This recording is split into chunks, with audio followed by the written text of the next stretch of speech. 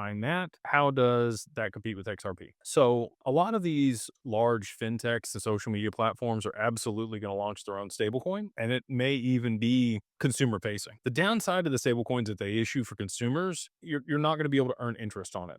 They're going to be able to earn a lot of money on it. You're not going to be able to earn any money on it. Tokenized deposits are going to be a bit different, and those do allow people to generate interest on those accounts. I think that X Money probably goes the tokenized deposit route, and they leverage another, distributed ledger technology to be able to settle those accounts. And you'll have an X address or, a cash address that is your handle over there that you can then send people money from, and people can send money to you on, right? I got a cool one. Mine is beyond underscore broke there on X. So excited about that for the money handle.